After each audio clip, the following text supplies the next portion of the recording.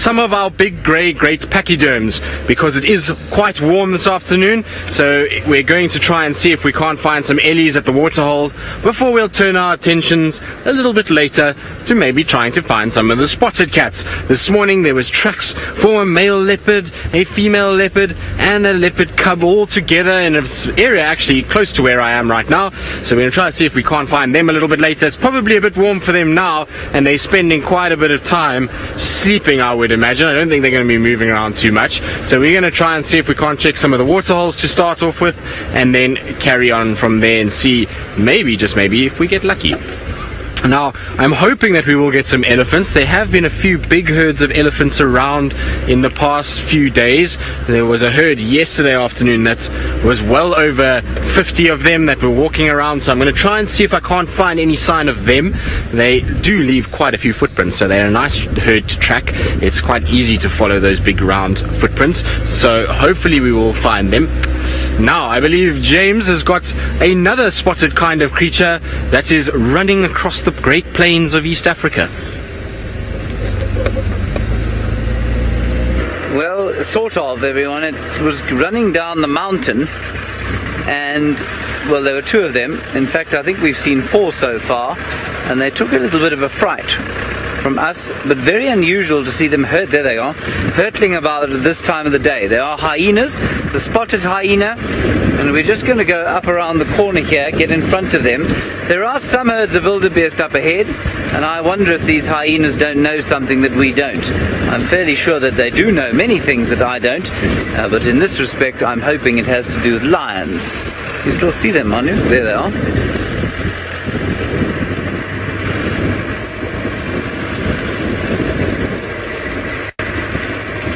They might be simply coming down to get something to drink.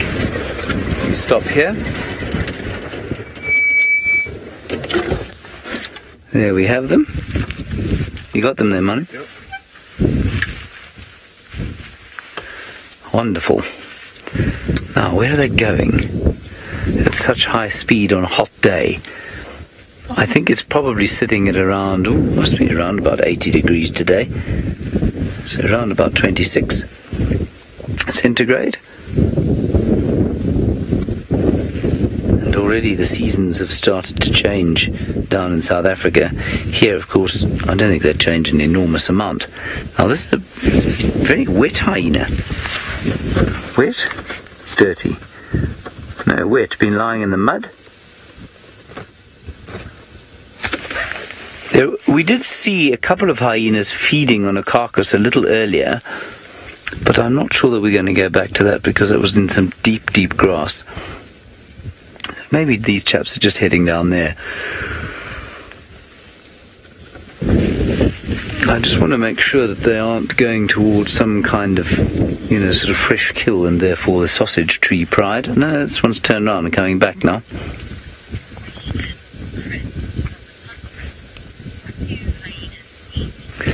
Hello, Chris from the conference. You want to know what hyenas eat. Chris, it reminds me of a question that I was asked once by a trainee guide. And basically, I said fruit, nuts, and mice. That was the standard issue answer I used to give. I'm not sure why it reminded me of that. They don't eat fruit, they don't eat nuts, they will eat mice, but largely they will eat any meat at all, rotting or otherwise. They are having a very fun romp, these chaps. I think there's a lot of element of fun going on here, some play behavior. Perhaps picking up a few things on the wind, but it's quite a hot day, so it's unusual for them to be knocking around like this. So, Chris, it's largely, they do scavenge a lot. They will hunt, absolutely, especially at this time of the year in the Mara. It's a very scary-looking hyena, probably a male. In fact, you'll probably find that these are both males, and that's a slightly older one there. They don't have the bulk of the females. And he's not a very bulky fellow. That was fun. Very cool.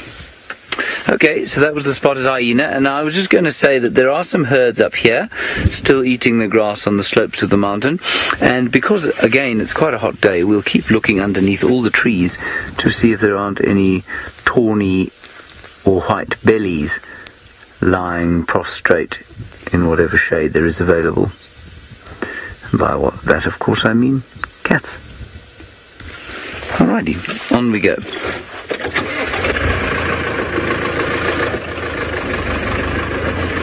Now Tristan was heading towards some water. He's not going to be swimming despite the heat, and he's going to tell you why he won't be swimming.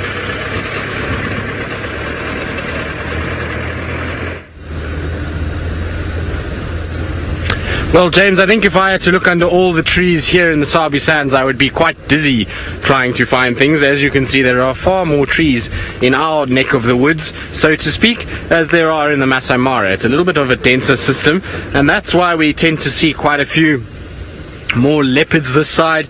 We get quite lucky with our leopard sightings, and the dense thickets that we have here in this bushy terrain is absolutely perfect for them to camouflage incredibly well. So it's always good when you're driving through these areas to check the shady parts, but where we check is a little bit different to where James would be checking. So James would be checking under trees. A lot of the time with leopards, the best place to check is these big termite mounds. Now I'm going to show you a termite mound shortly. It's just here in front of me as a nice example of one. So here we go, just straight in front of the car at the moment. That big structure there is a termite mound, and those places are perfect structures for leopards to sit on in the afternoon, particularly a windy afternoon like we've got today. It's quite warm, and so there's a bit of a breeze that's blowing, and on top there it's going to be a lot cooler under that little shady tree than it would be lying down on the ground, where it's going to be radiating heat and it's going to be a lot more warm. So you'll find that cats do like to lie up there on these windier, hotter afternoons, or sometimes even up in the trees themselves. So that's what we're looking for when we're driving around and trying to spot some of our more spotty leopard friends. Now, James, you say you wouldn't swim at any of the dams or pans around Djuma if it was hot. Well, I think I would tend to agree with James. The funny thing about this area is that out of nowhere, all of a sudden a crocodile will appear in one of those small pans, and you've got to be very careful with crocodiles. Even though you don't see them, it's not to say they're not there. They can sit underwater and hold their breath for close to 2 hours. So sitting there, you might come along and think, oh, there's no crocodile, I'll just have a little swim, and then whack, there you go, the crocodile grabs you. So you've got to be a bit careful. And in saying that we wouldn't swim in the dams here, I would imagine that, James, it would be a very bad idea for you to try and swim across the Mara River, because if you've seen some of the crocodiles that lurk in the Mara River, they look as though they are Tyrannosaurus Rex aquatic cousins, because they're so large and they go after anything that tries to cross over in that section. Now, talking about the heat, the animals themselves will have no such problem. They will be quite happy to go down to the water, particularly the animals we're searching for. Like I say, the elephants are not really too fazed by crocodiles, so even if there was a crocodile in a pan, that's not going to stop them going for a nice big wallow and playing around in the water. So hopefully our idea to head towards water is going to be successful. Now, in the distance I can spot some of our antelope that we get here, so we'll get to them shortly. They're a little bit further ahead of where I am now, so I'm just going to bounce our way slowly along towards where they are. Eric the poet, you're wondering if it's ever snowed here in the bush. Eric, in my time here, no. And as far as I know, no, it hasn't snowed here. We are in the middle of our winter, so we are in August, which is often a cold month here, but it is 30 degrees or close to 90 degrees Fahrenheit, so it gives you an idea of what winter is like here in South Africa. It's not exactly the most strenuous and cold situation that we have, and so no snow that I know of. We have had frost once or twice, but never snow. It would be quite cool to have snow though. Imagine, I think our animals would be thoroughly confused if it did snow here. I'm sure a lot of them would actually not do very well at all. One, because their coats would not be thick enough to keep them warm, and two, they probably find that they'd get all kinds of feet problems from frostbite and varying other things, given that they're not used to walking around in that and have no adaptations for it. They're all designed to stay cool and not to stay warm. So there you go. There's some of our antelope that are just running across. These are both male impalas and are the most common antelope that we get here in the Sabi Sand system, or in this northeastern corner of South Africa. There are hundreds and hundreds and hundreds of them spread out all over the place, and they form a huge part of the diet of many of our predators in this area. So as many of the predators go along, this is what they'll be looking for. So from lions, leopards, cheetah, hyenas, wild dogs, we'll even find some of our birds of prey and snakes will also go after them. So it's a tough life if you're an impala, and that's why they join together in these groups, just for safety in numbers. Now, I believe James has got a bird that is flying around, so before it flies away from him, let's quickly jump across to him.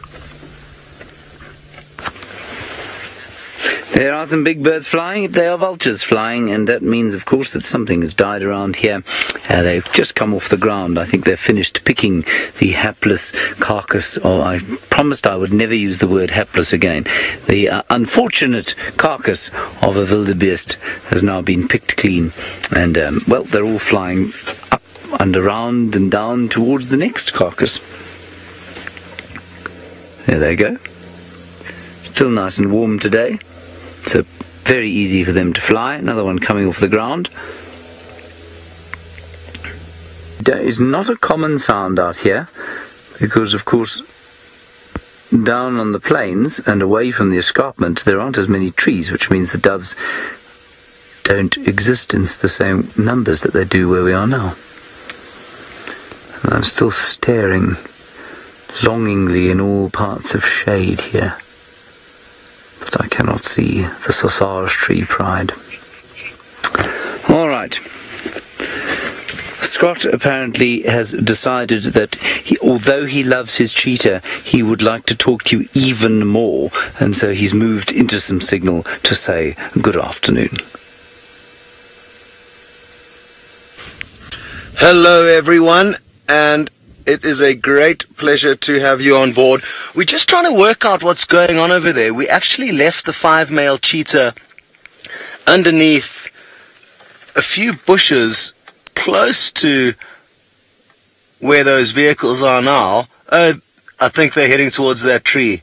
So they're on the move, VM, which means they're just to the left there. There's a coalition of 5 male cheetah called the Musketeers. You got them there. You'll probably be able to see little specks. We've left them with one of the researchers who's in that tiny little white car on the right-hand side of your screen. She said she was going to call us as soon as they get active. I guess she's just possibly waiting to see if they don't go to sleep under that tree. And if they do continue moving, we'll definitely rush off to them. But we're being absolutely spoilt rotten here, because that's not the only cheetah in this valley. Hello, I'm Scott. VM's on camera. There's another one somewhere just off down here. VM, can you remember where it is there? It's just to the left of there we go. So there's another male over here. Now this is a lone male. He would not like to bump into those 5. They would give him a run for his money. And he is a little bit more hungry than them. That's why we decided to camp out with him. Apparently try to catch a young topi while VM and I were getting some food resupply to spend another night out here. And as soon as we got back into this area and heard there was a hungry cheetah around, we've been camping out with him. He had a little look. Oh, morning. He had a little look at some Thompson's gazelle, but they were too far out into a very large open clearing to be able to have a go. And we're gonna not keep you here any longer, because Tristan's got a beautiful scene back in Djuma in the sky.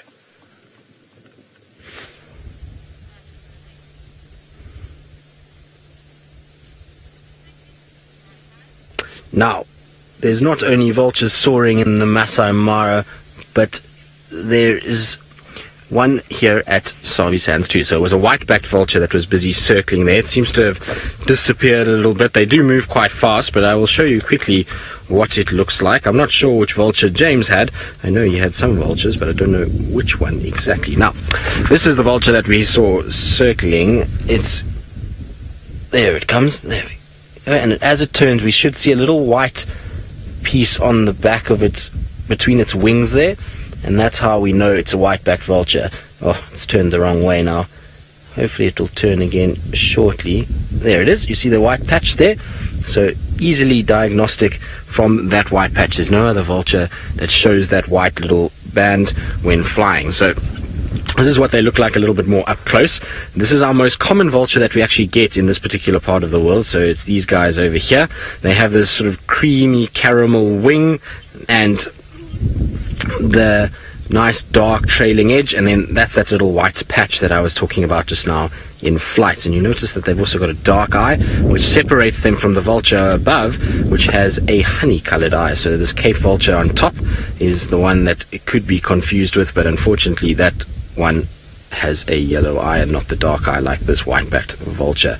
Now, Paja, you were wondering the wingspan of this particular vulture. This particular vulture will have a wingspan of about 2.3 meters, so that should be close to, I think, about 7.5, 8 feet, somewhere around there, if I'm not mistaken. So quite a massive wingspan, and that's what they will do, is what it's busy doing now, is using the thermals from the sun that is out and beating down, and all these hot air waves that are going up. It's just riding in circles going up, using its incredible eyesight to then spot carcasses that might be down on the ground that it can come down and feed on. So it's really a very clever way of doing things, and not very much energy that's used. When you've got massive wings like that, you don't have to stress too much about having to flap them, because as those thermals go, it's easy just to ride them and go right up into the sky.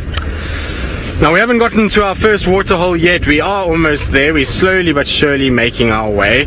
We've just been getting distracted with a few things on the way. So we saw those impalas, and then we had vulture, and now we've got probably the most beautiful bird that we get here in the Sabi Sands. So it's just landed on that tree over there. Oh no, don't fly away. That is a lilac-breasted roller. Now, the lilac-breasted roller has got these electric blue trailing edges to its wings, dark blue below that, and then it's got a lilac breast with a little turquoise crown on it. And these rollers are predatory of insects. You'll find them often on branches like that are bare, and from there they watch what's going on, and as soon as any insects try and come out of the grass, so maybe a grasshopper that flies or something like that, they come flying down quickly and grab it and then eat it, and they can actually subdue quite large prey. But it must be definitely the most photographed bird in Africa just because of its coloration. It really is beautiful. There it goes. Now it's making a bit of noise because it might have seen another roller somewhere close by, and so it's just squawking like that to tell everybody that this is my territory and to stay out. They are quite territorial.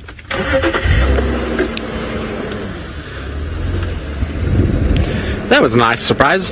Didn't expect to see one here. They do like these more sort of openish grassy sections. So the section on our left, you'll see, looks much shorter than the section on the right. Now the reason for that is that section has actually been purposely cut as a fire break. So it's to make sure that if there is a fire anywhere around here, that it doesn't cross over from this right side to the left side. Sinak, you're wondering about what threats vultures face. Well, there are numerous. So probably the biggest threat that vultures have is loss of habitat. So loss of nesting sites really is a big one for them.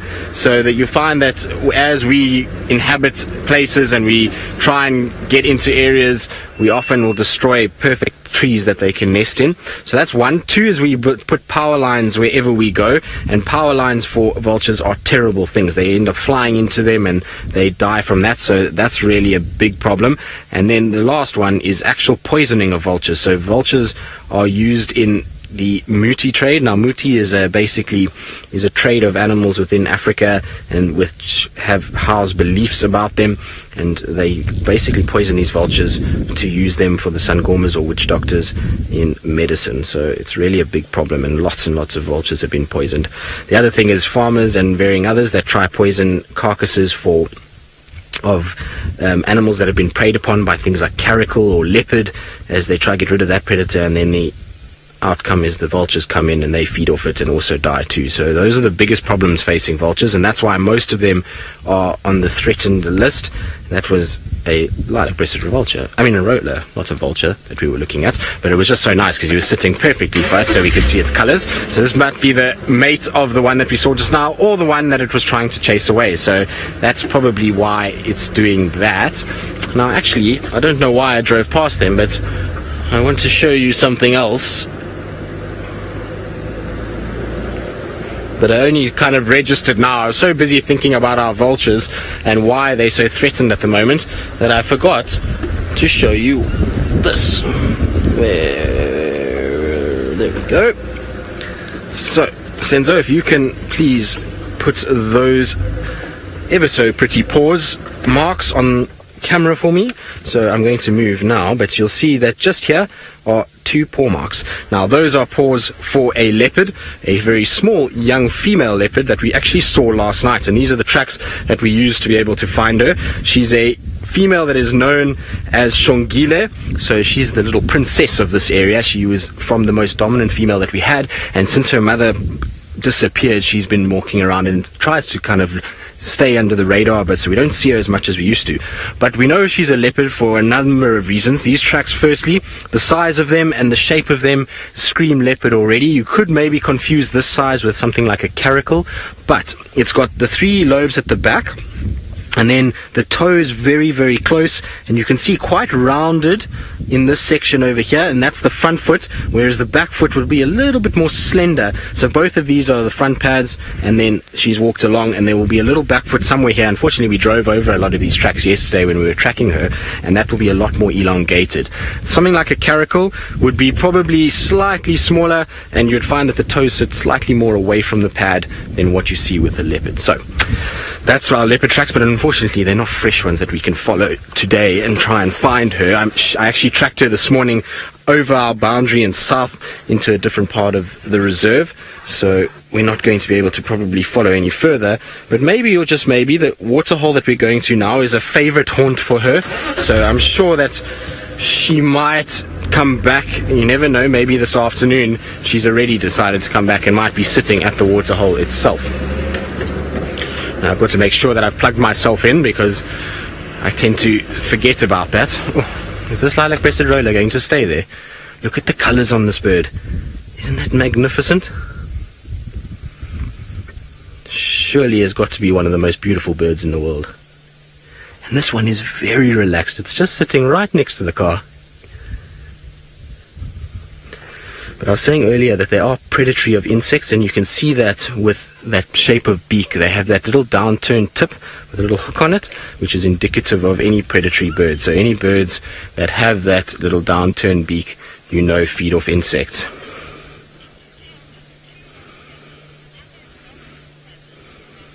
Bobby, you're wondering if their tail is just 2 long feathers or if there's multiple feathers. Bobby, there's multiple feathers with 2 streamers, as they called, that come off. So those are just 2 individual feathers that finish off the tip of the tail, but there are multiple feathers that are in between those 2 streamers. So when a roller's in flight and you see it spread its tail, you'll actually see all the feathers much like a normal bird, but those 2 streamers extend. So when they're sitting, it just looks like the 2 feathers that are sticking off the back end. Right, now we've discussed vultures and what threatens them here in South Africa, and I believe James has got a bird of prey. Now I'm not sure which one, but maybe he can tell us more on whether or not it's threatened. I don't think it's threatened, everybody. I think that is the fairly unthreatened Gabar goshawk, unless I'm very much mistaken.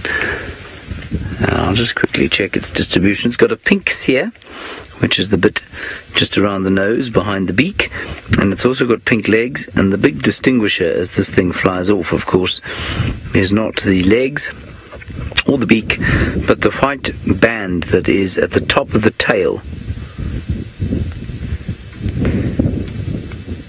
Yeah, I'm pretty sure that's what he is. So as he flies off, he's got a very distinctive white band at the top of the tail. Otherwise quite difficult to tell apart from some of the others. And despite, you know what, despite the vast size difference that there is between the dark chanting goshawk and the Gabar goshawk, and I've had this problem since I was, since I started guiding. The Gabar is 36 centimeters tall, which is just over a foot. Which I think that is.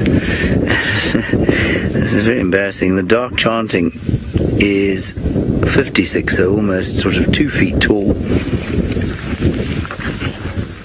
And because I have such an utterly appalling sense of proportion, I often struggle to tell the difference, but my instinct went with Gabar, so I'm going to go with that. I mean, really, you should be able to see the difference between a 1 foot and a 2 foot bird. Let's just go a little bit closer. Sina, you want to know, C-Mac, you want to know what Gabar means? I have absolutely no idea. I'll try and find out for you. We'll just sneak a little bit closer. We can't go too close because then Manu's going to be stuck with the roof underneath. Say when, Manu. It's alright still, hey? We'll try and get him side on.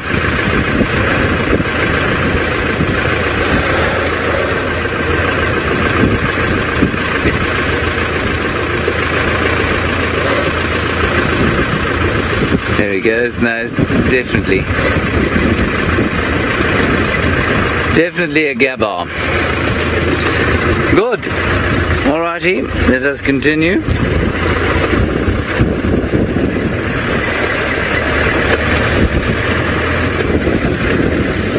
Our plan now, we've left the realm of the Sausage Tree Pride.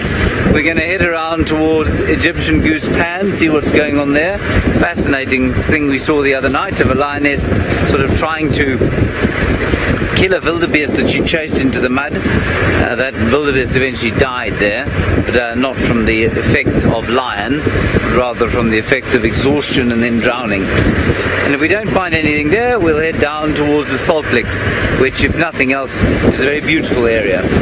Storms are starting to build, as they always do, every single afternoon, like clockwork. I think they're taking a little bit more time over it today, which is good, so maybe we'll escape it.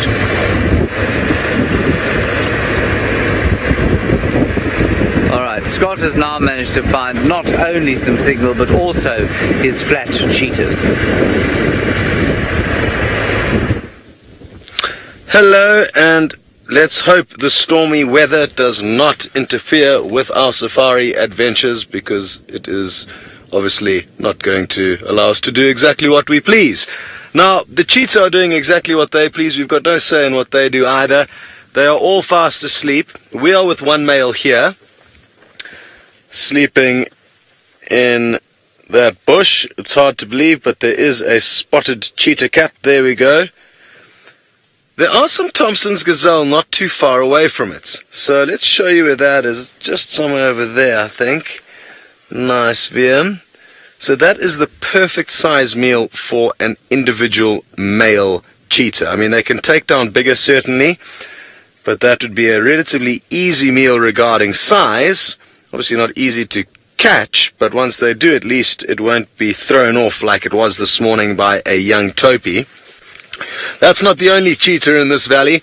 I know we showed you a brief glimpse a little bit earlier, but I just want to give you an update, because we could actually see them sleeping in the shade of a large tree. There we go. So in the shade there you can see a few blobs, a few touristas enjoying the sighting. Interestingly, the cheetah was up, well, one of the cheetahs was up that tree, right into the top fork, or the first fork, so quite high up this morning. I don't know what I was doing. I was looking around, watching the birds and the bees, and the next thing I looked up, and the cheetah was up the tree, so I didn't see how it managed to climb up, but we did see it coming down. I can actually show you it coming down, I think. Actually, I can't. I've already uploaded it onto my computer. I'm traveling with the computer. Some of you saw my computer this morning. I've already uploaded a picture onto Instagram from one of the pictures from this morning. Got a beautiful photo up, and that is the joy about spending a long time out. Oh, VM spotted something. Where are you taking us? Oh! Okay. I thought VM spotted something on the horizon, but he's just leveling off the camera. So, basically the plan is to wait with this male. He could poke his head up and chase that Thompson's gazelle that we just showed you at any time. Failing that, if those other 5, the musketeers, get up and mobile, then we will follow them. So we're not far away. And just so that you know, the musketeers' favorite food is wildebeest. And I would just like to show you that there's an expanse of wildebeest. Look at all of those options, and plenty more in that area. So I'm guessing that they're going to make another kill tonight. I'd be highly surprised, at least if they don't try. But the thing is, every time they try, they have succeeded. So those are my predictions. If you had plans on going anywhere, I would cancel them if you would like to see a cheetah hunting, because there's a strong possibility that that will happen at some point this afternoon. If only we knew when, then we could help you coordinate your plans a little bit better, but we don't. So you just have to sit tight and hope for the best, as we have been doing. I haven't heard anything from Bex for a while. Hello, Becca. Oh, very good. No problem. No, all good. Ah, Susan. Very wonderful to have you with us. You would like to know, how is it that we camp out here? Basically, we've got some mattresses. VM, Q mattress. There we go. That's VM's fancy Maasai Shuka fabric. We just split one single mattress down the middle and got them covered up.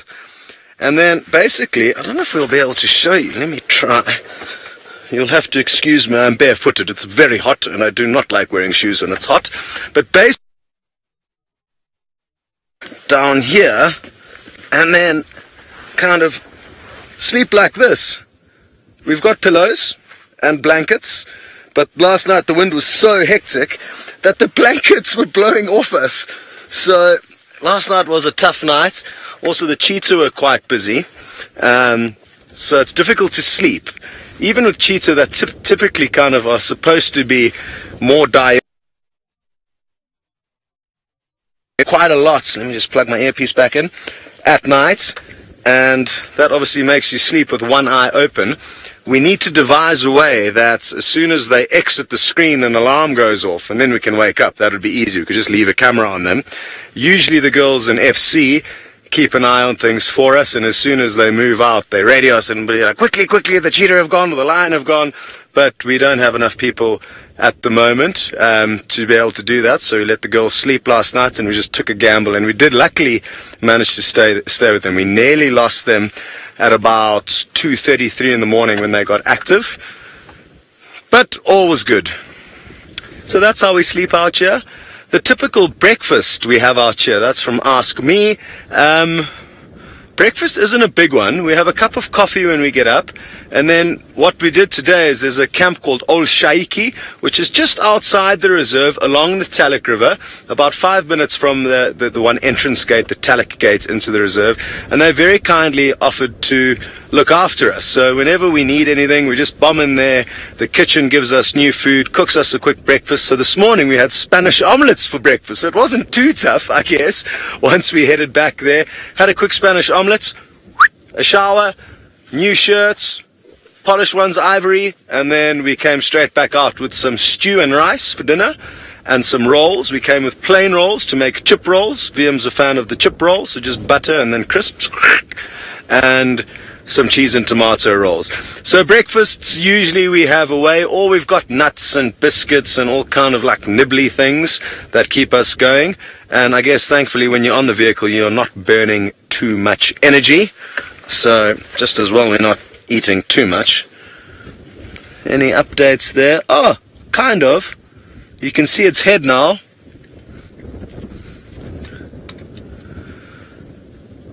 Okay. So, like I said, you know the plan now. We're not going anywhere. We've got good options. We've got this single hungry cheetah. We've got another coalition of 5 males who are also going to be getting hungry. Ooh, a yawn is a good sign. But for now, you're going to head across to Mr. Henry and help him search for some lions. Well, yes, some help would be very good. Thank you, everybody, for offering. There's some birds in that little capparis bush there. Let's see if we can't identify them. They look like little cisticolas. Indeed they are. Which species of cisticola, one might ask? Until they call, it will be almost impossible to tell. Oh, there's a juvenile. Now, we do know what those are, don't we? Because somebody told me what they are. I've obviously forgotten. I will keep looking now. I'm very glad you got that tour of Scott's vehicle and sleeping accommodations, the galley, the bunk room. VM, of course, is the world's best camper, so Scott could not be in better company. It is... oh, come on, Hendry.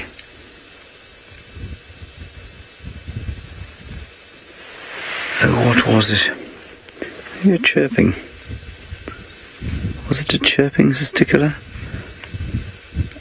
I can't remember. For those of you who very kindly told me the last time we identified a testicular, the juvenile of which had a yellow belly, won't you remind me, please? It's gone from my brain yet again.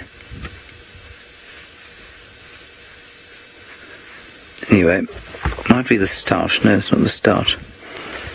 They're definitely testiculars and they're enjoying the afternoon as we are. Or the tiny, maybe. I don't know. Can't figure it out. Unless they start to call, it will be very difficult to tell.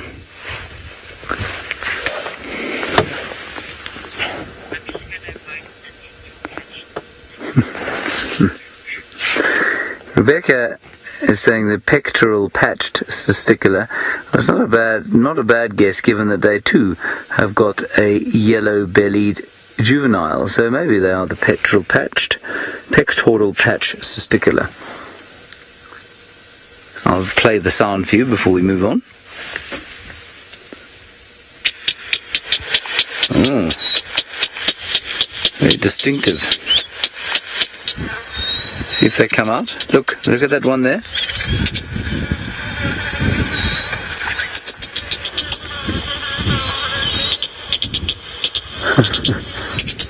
Let's see if they call now.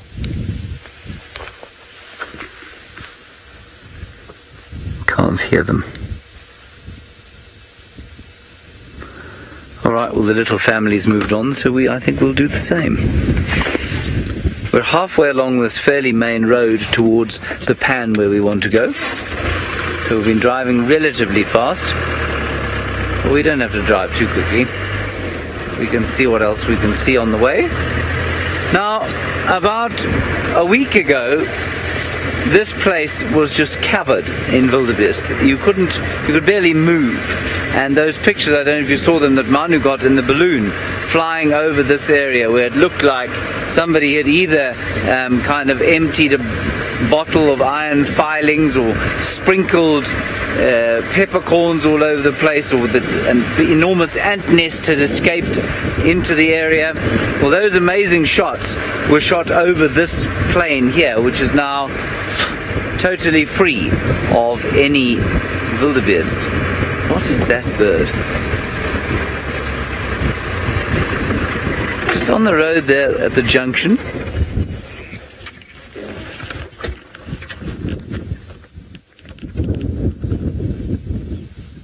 I can't see it anymore, I'm afraid. What a pity. Alright, I'm going to continue driving at quite a speed, which is going to be unpleasant for you, so let us head back to South Africa and find out what on earth Tristan is doing with his life.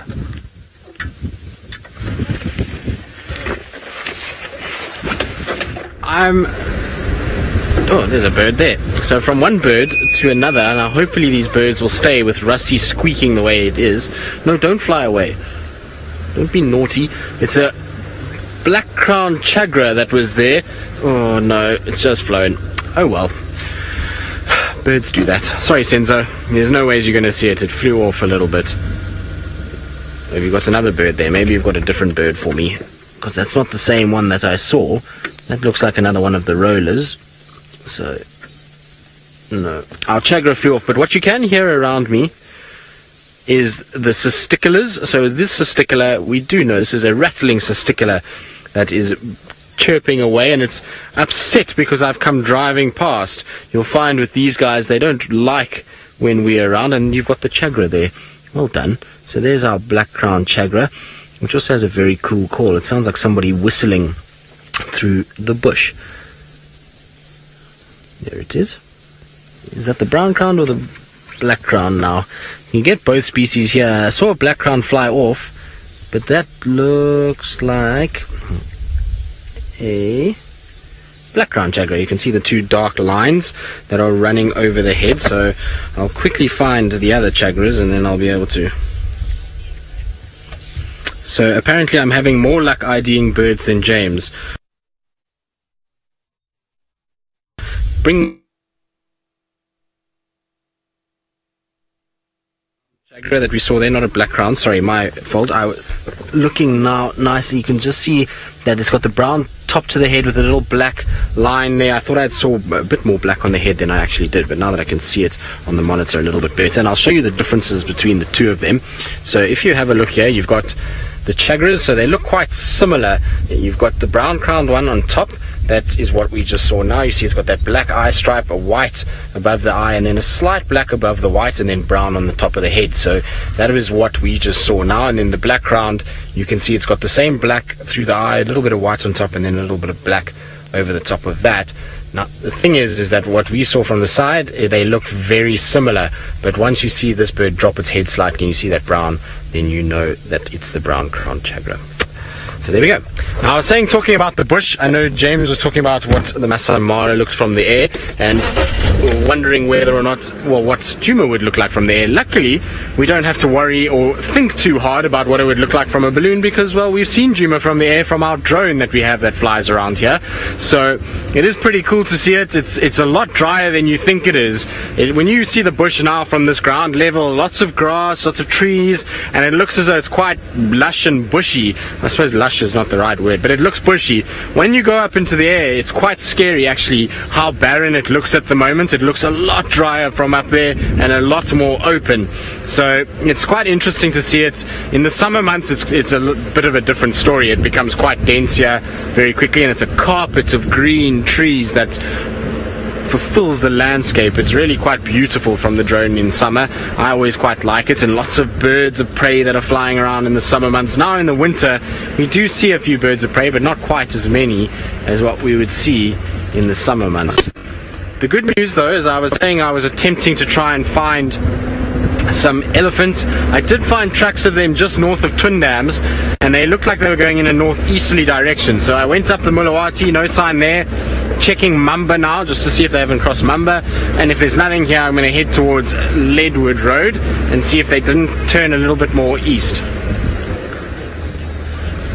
Now, sorry Alice, you're going to have to repeat that. The radio just went completely static and I didn't hear one word you said other than Sinak.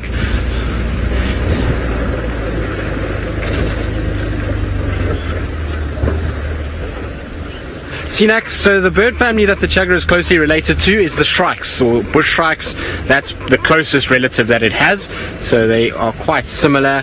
You'll find them all grouped together, similar kind of beak structure and even shape of the bird, very much like the shrike family. So that's the closest relatives for them, and they're a lot more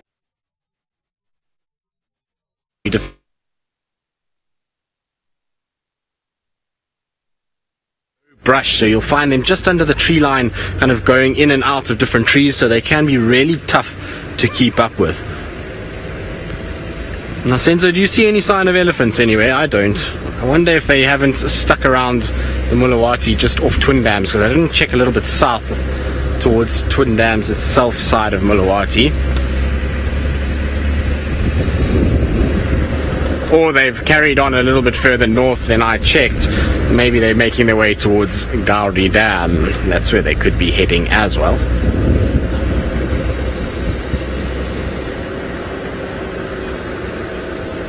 Taylor is 10 years old, and not the Taylor that is around on Safari Live after she was vanquished from YouTube chat this morning. Now, Taylor, you want to know if we see spiders around? Well, yes, lots of spiders. Not so much now because it's winter. The spiders, either some of them have died because they are only around during the summer months, then they lay their eggs and they die after they lay their eggs, unfortunately. But there are some around, and they're all just hiding out, trying to stay out of the cold, because for a little insect, the cold is very tough for them to survive. So in summer, they all come out and there's spiders everywhere. And James in Kenya and Scott both love spiders and will spend a lot of time looking at the spiders and going over them. And if you turn over the leaves, you can find the sack spiders and the garden spiders and the orb spiders and the crab spiders and you name it kind of spiders all over the place. And so if you like spiders, Taylor, and you want to see them, then you must carry on watching, because as soon as our bushwalks are up and running, which is soon, then we're going to be looking at a lot of those kind of things. Now here's another beautiful bird, since we're on the bird topic today. Rusty please stop your squeakiness with the brakes. It's called a crested barbet, and look at those colors. You see bright oranges, reds, yellows, bits of black and spots on the wings, and then that big crest that gives it its name, crested barbet. Now you see the beak of this bird is very different to the beak of the vulture or the lilac-breasted roller or even that chagra that we saw just now, that all have that down-turned hooked beak. These guys have a very heavy beak because they are fruit and seed eaters, so they need that big beak to peck away at fruit and to be able to crush little pips and seeds out of the fruit to gain nutrients. And one of their favorite meals is actually mistletoe, funny enough, and you'll find the barbets do go after mistletoe. So crested and black-collared barbets, which are the two that we see here regularly, they'll both go to mistletoe and they'll feed off it. And the problem with mistletoe is that the seed is very, very sticky. So what you'll find is they go to branches, particularly of big trees. Oh, don't go to the toilet. Are you going to go to the toilet? I think it's going to show us its back end and go to the toilet. What is with all of them, all these animals that have been doing this week? Luckily this one decided not to. You can see it's a bit windy though. Its crest has been blown all over all over the place. Now Alice is saying they want to play Who Dung It. Yes, maybe they're missing Tara and they want to do Who Dung It so that we can all see. What are you doing? Maybe its backside is a little bit warm and it's now just cooling it down by lifting its tail and getting a bit of a breeze to cool down the rear end. But I've honestly never seen a crested barbet doing that, other than when it's going to defecate.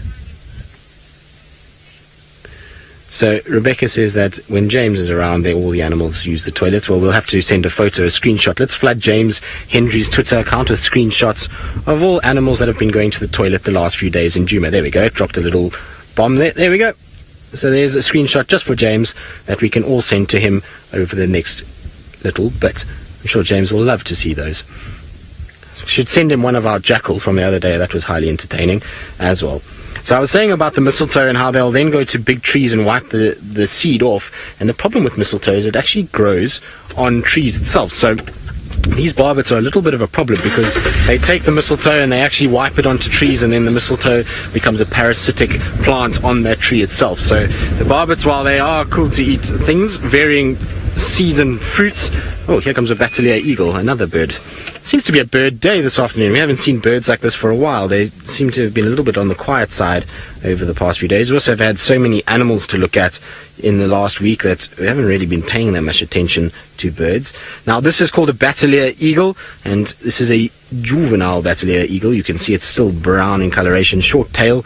Well, actually longer tail than what it would have been if it's an adult. As soon as it becomes an adult, the tail starts to shorten and its coloration will change from that drab, horrible brown to the nice black, white and striking red of the face and feet. I think it's landed there somewhere, Senzo. Let's try see if we go forward. Maybe we'll get lucky and find them. So Alice is saying Bateleur eagles make her think of Connor, because we're talking about the drone just now and what it looks like from above. Well, Connor used to love filming the Bateleurs from the drone, so I suppose that's a fair assumption. Now, there's more elephant tracks here going down the road. You can see them, big discs that are walking and filling the road with these big circular patterns. Almost looks like crop circles going down the road, so there we go. But the problem is that these are not the freshest tracks. You can see there's varying things on top of them, so branches and little footprints of what looks like Deka or Steenbok that have gone across there. Might actually be something else. It's quite far away that I'm looking. But those are not from this afternoon. These are not the elephant tracks we're searching. Maybe these are the ones that went to the dam where they drank and then they started to turn northwards from there. So we'll have to just try and see if we can follow these and work out where they go. They're from this morning sometime, so they're not too old. Ah, that's quite nice. Senzo, can you show this on my right hand side here? Because there's a really nice track that would confuse a few people, I'm sure. So just on my right, just come down a little bit for me, Senzo. Down, down, down, down, down. Okay, there we go. A little bit more, a little bit more. So that there, you see there's a pattern in the sand there that almost looks like a brush has gone through it, or a very wiry brush, should we call it. Now that track there, a lot of people probably would be very confused as to what that is, and a lot would have said that is probably from the trunk of an elephant or something like that. but it's not. Even though it's in amongst the elephant tracks, it's from a piece of grass. Now there's a grass stem that is just hanging over slightly, and as the wind is blowing, it's dragging the grass back and forward, and that grass is creating that pattern. So it's not an elephant's trunk, it's the grass that is in amongst them. There it is. That's the piece of grass that has been dragged back and forth and is leaving that striated pattern on the sand. Isn't that cool? So not only animals leave tracks, we see that plants do as well. Very nice. Thank you, Senzo. Well done. I wonder where our Bateleur landed. It did land here somewhere. Is that it there? Yes, I can see it now. Is it? No, it's a part of a tree.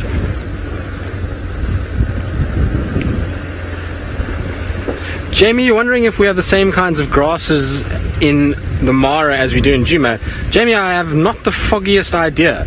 We'll have to ask James or Scott, who have spent some time in both, well, a lot of time in both, and they'll be able to probably give you a more educated answer as to what the plant life is there. Now, I'm not 100% sure on the plant life in the Mara at all, so I'm sure there are some cross-species, or species that are the same in both, but I would imagine that they also have very different grass species that side as well. So we'll have to ask James. I'm sure he will be able to help us and be able to tell us what grass species those wildebeest and zebra love to chomp on. I would imagine there will be some of the same species though. That's the thing about the Mara, is it's such a big learning curve for all of us, because even if you visited the Mara, there's a lot of things about visiting a place as opposed to actually working in a place. Now when you visit somewhere, hello yellow-billed hornbill, it's just a bird road this, as we've been driving and keep finding birds everywhere, and he looks beautiful with this backlight. The beak is glowing bright yellow. If only he would turn towards us, so it would be really nice if he did, or she, he or she. There we go.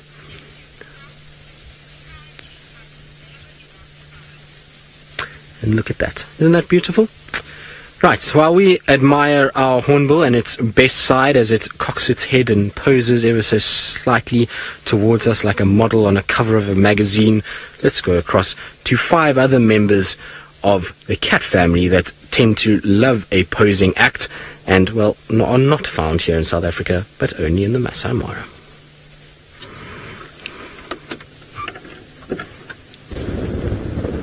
Well, is this not a magnificent sight? Not to take anything away from a yellow-billed hornbill, but this is quite spectacular.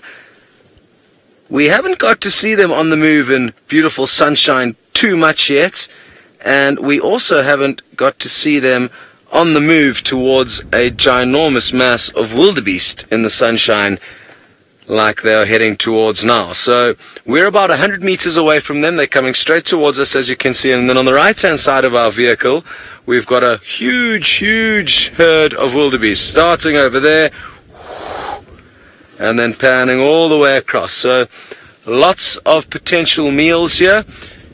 There's also lots of tourists here enjoying the sighting. They're all behaving themselves on the road, which is wonderful.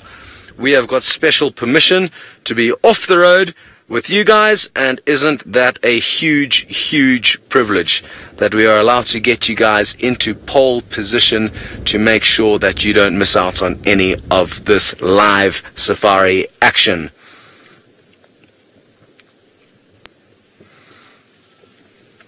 Hello to Sky. You would like to know how far north into the conservancies do these cheetahs travel, and I'm guessing about 15 or 20 kilometers into a conservancy called Naibosho is the one area that they go into, as well as another conservancy, I forget the name of it, just to the kind of east or southeast of Naibosho. I've done a bit of research into these guys, and they actually only joined together about 5 weeks ago. So, sorry, about 5 weeks ago. Sorry, I'm just trying to flash one of the vehicles that has come off road that shouldn't be. Otherwise it creates a bit of an avalanche effect, and everyone does it. So I was chatting with Eleanor, one of the researchers, and there's several cheetah researchers in this area, and she said that these cheetah only came together, or they were only noted in this area around December last year, and they're not too sure on exactly how many of them were brothers, if any were related, how they joined up, where they joined up. So they're actually doing some DNA analysis on them. They've got scat samples from all 5 of them, and basically they are going to be able to, in the next few weeks, determine who of them are brothers and who of them are strangers. So that'll be really interesting to know. Wonderful. While these guys think about what to do next, we are going to send you across to James with some wandering stripes. Wandering stripes. Well, that is a new one. Yes, some wandering stripes. Good. They're having a drink. That one is not wandering anymore. The one you can see there has ceased to wander. It has ceased to do anything. The wandering stripes are having a drink here at the pan where we saw the dead wildebeest. And indeed they are drinking of his rotting flesh as we speak. And so they've clearly got constitutions far stronger than ours, because if you were to drink out of this water, I promise you, you would get very sick indeed. They seem to have been chased out of the water by 2 superb starlings, which seems a bit strange, given that they're, well, A, substantially larger than superb starlings, and B, well, I've never seen a superb starling take down a zebra. Have you, Manu? I think it's unlikely. But they are very skittish at the water, always. And it's not only because of crocodiles, it's because something in them knows that predators will congregate around waterholes and use them, because they know that the prey has to come and drink at some stage. I wonder if there isn't just something sitting the other side there, maybe, popping its head up out of the grass. Don't really see why they should be nervous otherwise.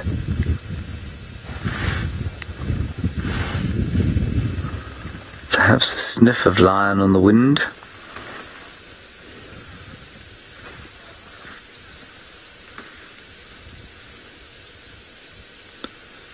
Well, this one doesn't care. He's going to have a drink. He doesn't mind.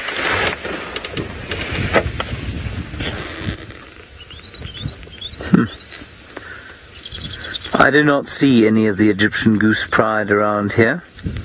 There's another pan down the road which we'll go and have a look at shortly. And then we'll go down towards the Salt Lick area. As I say that, the wind starts to pick up. I may have just felt 1 drop of rain. And these clouds, well, I think that they're far less advanced than they were at this time yesterday. So I'm going to hope for a rain-free afternoon.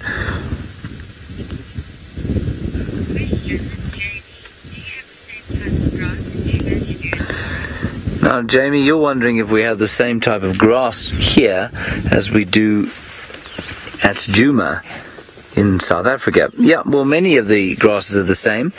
The red oat grass is known just as red grass in South Africa, and that's definitely there.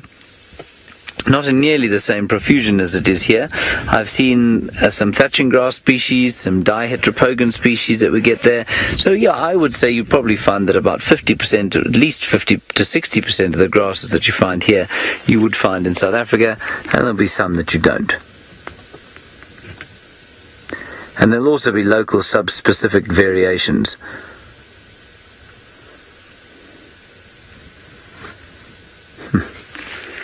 Very nice indeed. You know, we know, of course, that the zebra, the Grant zebra, is not quite the same as the Birchall zebra. It's the same species, different subspecies of the plain zebra, though. Birchall's the one that we get down in South Africa, the Grant's up here.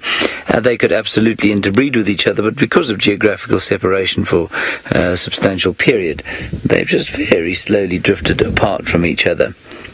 And I suppose that the grasses would do the same, and they're often a lot older as well. Francis, you're wondering if the hyenas will come and eat this wildebeest.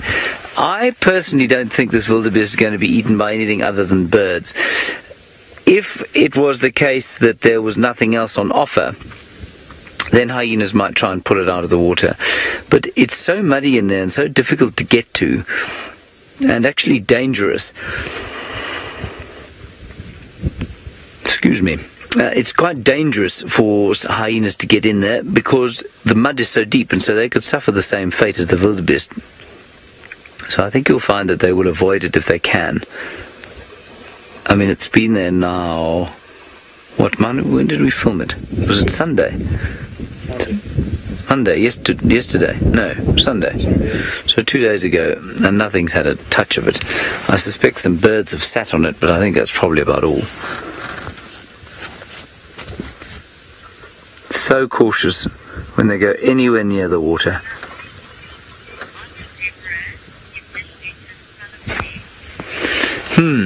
Chanel, you say, are the zebras skittish due to the smell of death in the water? Yeah, there may be an element of that. I don't think it's necessarily in the water. I mean, there are carcasses strewn about the Mara all over the place now, so if the smell of death disturbed them, I suspect they'd be having a fairly disturbing time of it. So I'm going to say no, I don't think so. Now that was caused simply by the marabou stork taking off next to them. So they're very skittish, very nervy.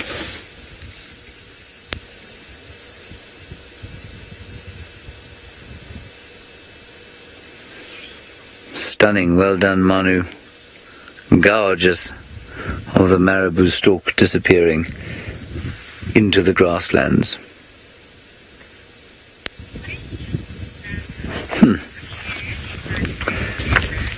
Now, Sandra, you're asking in which area you find the Grevy's zebra. Well, the Grevy zebra is found further north in Kenya. And I will just take this opportunity to say that on the back of the car, we won't show her to you because she's starting to look a little panicked, is Shivani. And Shivani's going to be joining us on our TV show on Saturday morning. She's a lion expert from up north where she's nodding vigorously. There are Grevy zebra, correct? So much drier areas and fascinating looking zebras. They're, I think, a bit stockier than these chaps. The stripes are much closer together, and I think they look much more donkey-like than horse-like. Anyway, we'll chat to Shivani about that. I'll try and get her on camera before Saturday, but she's just easing into it today.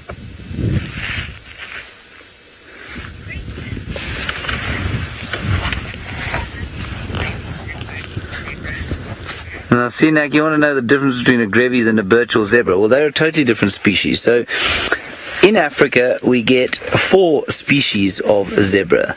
The plains zebra, which the Grants and the Birchalls are one. 2 mountain zebras, 2 species of mountain zebra, and then 1 species of Grevy's zebra. And I'll show you some pictures of them in my little book, once I have found them. There they are. And,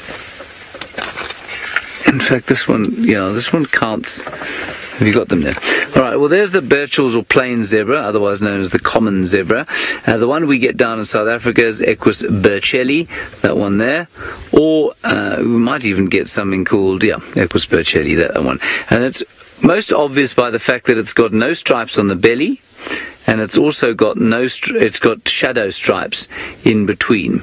There is this one, Equus quagga bohemi, or the Grant's zebra, and that's that one there. And you can see they've got stripes all the way to the base, and they don't have the distinctive shadow stripes. Now, if we go, and they could all interbreed very comfortably with each other. Now, there are the mountain zebras. They also look a little bit more sort of donkey-like, if you like. But in this book, it's got the 2 mountain zebras, the Cape and the Hartmans, as 1 species. So this has only got 3 species of zebra. I think that has probably been disputed a number of times and then undisputed. So at the moment, they seem to be 1 species. That thing is an extinct animal called a quagga. And then there's the Grevy's. And you can see the stripes much closer together. Huge ears. And sometimes these pictures are not particularly accurate. But there it is. And the other equid that we get in Africa is the African wild ass. But you'll have to go all the way to Somalia to see that, I think. Is that correct? Yes, Ethiopia and Somalia to see that. You don't want to go there. Good. All right, I believe that Tristan has managed to find a Grevy's zebra in South Africa, and he'd like to show it to you. I'm talking rubbish.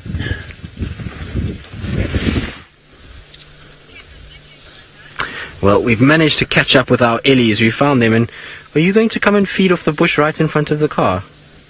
Yes, you are. So, if you don't believe me that the car is there, that's where our elephant is eating from. Isn't this cool?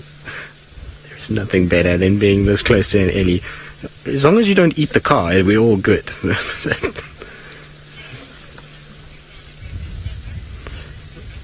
Well, yes, so I believe James was saying that I found a Grevy's zebra, and of course we know James is talking utter rubbish, because the Grevy's zebra only occur up in East Africa. And one person, well, actually I have seen a Grevy's zebra before, but one other person who's seen a Grevy's zebra would be Scott. And I know Scott absolutely loves the Grevy's zebra. They are a beautiful species. They've got big ears and those beautiful fine pinstripes. Very, very pretty animals. But isn't this amazing? This elephant is literally feeding basically underneath the car. It's taking branches that are sitting just underneath the left side of the car, and so, like I say, you think that I'm joking when I'm saying that that is close, but if I were to be sitting on the front of the car, that elephant would basically be touching my feet. That's how close it is to that front edge. So really is quite something. I didn't think she would come wandering over to this area. She was quite far away actually, and she just decided this is where she wanted to come and feed. Thank you for that. That was very special. I'm going to just feed next to us instead now, if that's okay. That's a far more comfortable distance to have her. You can actually see our shadows. Senzo, wave to everybody. Mary Kay, you say so nice, not bothered at all by us. I know, Mary Kay, that was probably one of the closest in terms of feeding behavior that I've ever had. Normally with Ellies, they don't feed that close. They will come to this area and they will sort of sniff you out and come and check, and they'll check out the car and they'll smell and whatever, but to actually feed at that distance is really quite something. So that was incredibly special, and I believe a lot of the team in the Mara are saying how much they miss these intimate Ellie sightings that we get here in the sands. And well, I know it is super special. We were talking about it yesterday, and you know, we've had some incredible Ellie sightings in the last week. Tara had some and I've had some. It's just been insane with them all around the car and being so relaxed. It really is very, very, very cool, and we get a little bit sort of blasé about it, which is not the right way to be. Is, you know, it's when you sit and there's Ellies all around and you've got an Ellie sniffing you like that, it's kind of got to take a moment and actually just realize how fortunate we are and how super lucky we are to spend time in amongst these big giants, and that they're so relaxed with us. It is a very, very cool situation. So hopefully all of you at home are loving it just as much as Senzo and I are. Now, interestingly,